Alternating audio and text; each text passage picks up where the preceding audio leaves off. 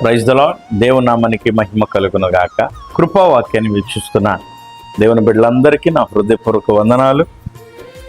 ఈ శుభవేళ మనం ధ్యానం చేసే అంశం, భక్తి కలిగిన వారు ఎలా ఉంటారు.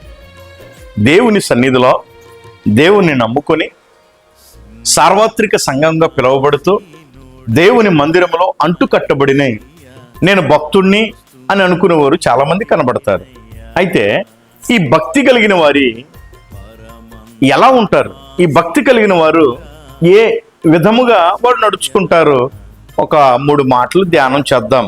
మొదటిగా ఎఫెసీ పత్రిక 4వ అధ్యాయం 24వ వచనం చూస్తే, దేవుని సన్నిధిలో భక్తుణ్ణి, భక్తురాలుని, దేవుని సాక్షిని అని పిలువబడుతున్న వారంట ప్రాచీన స్వభావమును విడిచిపెడతారు. నా ప్రియ దేవుని బిడ్డలారా, ఈ రోజున సంఖ్యాబలం కలిగినటువంటి సంఘం కాక వ్యక్తిగతముగా నీ జీవితాన్ని నీవు పరీక్ష చేసుకుంటే నీలో భక్తి ఉందో లేదో, నీవు దేవుని సన్నిధిలో దేవుని పత్రికగా పాత్రగా నీవు ఉన్నావో లేదో ఈ మాటను ధ్యానం చేస్తే మనకు మనం అర్థమవుతామండి. దేవుని వాక్యం అంటది కదా, ప్రాచీన స్వభావం అంటే గడిచిన స్థితి, గడిచిన స్వభావాన్ని ఎవరు విడిచిపెట్టారు? ఎవరు విడిచిపెట్టలా. దేవుని వాక్యం చేత పట్టుకున్నాము, దేవుని సన్నిధి మాకు తెలుసు, దేవుని సేవకులు మాకు తెలుసు. ఇంతవరకే క్రైస్తవులుగా పిలువబడుతున్న ప్రతి వానికి ఉన్నటువంటి బుద్ధి జ్ఞానం. వాక్యం అంటది నీ స్వభావం గడిచిన స్థితి మారాలి. మోషే ఉన్నారు, ఐగుప్తులో నిలబొట్టుకు తను ఇష్టపడలా. నా స్వభావం అది కాదు, నేను హెబ్రీలతో కలిసిన వాడను, ఇశ్రాయేల్ జనాంగ పక్షమే ఉండవలసిన వాడు, నా స్థితిగతి రూటు మార్చుకున్నాడు మోషే. యేసయ్య ప్రత్యక్షత నీకు నాకు కలగాలి అంటే మన మార్గం మారాలి, మన స్వభావం మారాలి.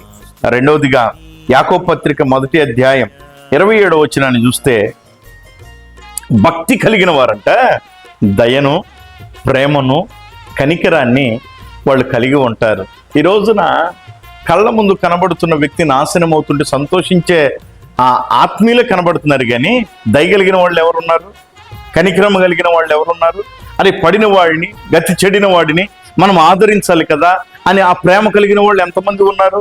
మంచి సమరయుడు గాయపడిన వాడిని గాయములు కట్టి అతగాడి రొక్కమును చెల్లించాడని వాక్య లేఖనాలు సెలవిస్తున్నాయి.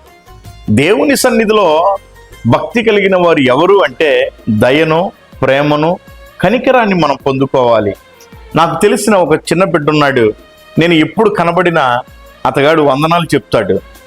ఈ మధ్య నన్ను కనబడినప్పుడు నన్ను చూసి దాగి వెళ్ళిపోతుంటే అతగాడిని పిలిచి నేను అడిగాను, ఎందుకని నన్ను పలకరించట్లేదు, ఎందుకని నాతో మాట్లాడతలేదంటే అతగాడి చెప్పిన మాట ఏంటంటే, మా అమ్మగారు చెప్పారు, మా నాన్నగారు చెప్పారు, మన పాస్టర్ గారికి తప్ప వేరే పాస్టర్ గారికి వందనాలు చెప్పకూడదని.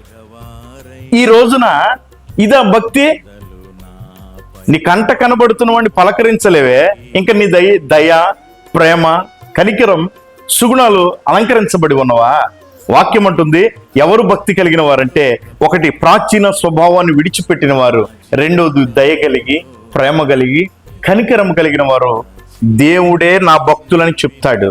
మూడో మాట తిమోతి 1వ పత్రిక 2వ అధ్యాయం 1వ వచనంలో చూస్తే, ఈ భక్తి కలిగిన వాళ్ళంట ఇతరుల కొరకు ప్రార్థన చేస్తారు. మనమైతే అలా కాదు, మనమైతే అలాగా కనబడతలేదు. ఇతరులు ఎప్పుడు నాశనం అవుతారా?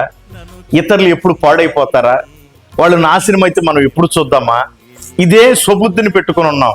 నేను చెప్తున్నాను, ఒక దైవ సేవకుడిగా, నీ సేవకుడు నిన్ను భక్తుడు, భక్తురాలు అనవచ్చు, నీ సంఘం నిన్ను భక్తుడు, భక్తురాలు అనవచ్చు, కానీ దేవుడు నిన్ను భక్తుడు అని అనడు. ఊజు దేశమందు భక్తి కలిగినవాడు ఒక్కడే, అతగాడు ఒక్కడే. కారణం ఏంటో తెలుసా?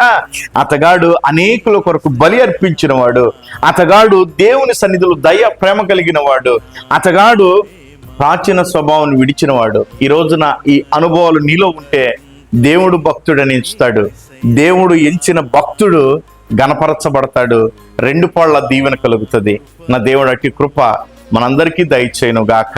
ప్రార్థన చేసుకుందాం. దయగలిగిన తండ్రి, ఈ వాక్యాన్ని వీక్షించిన ప్రతి బిడ్డను మీరు జ్ఞాపకం చేసుకోండి. వారిలో ఒక పెను మార్పును మీరు దయచేసి భక్తికి తగిన నిర్వచనమైనటువంటి సుగుణాలను మీరు అలంకరించమని యేసు నామమున అడుగుచున్నాను తండ్రి. ఆమేన్. అందరికి వందనాలు. దేవుడు మిమ్మల్ని దీవించును గాక. ఆమేన్.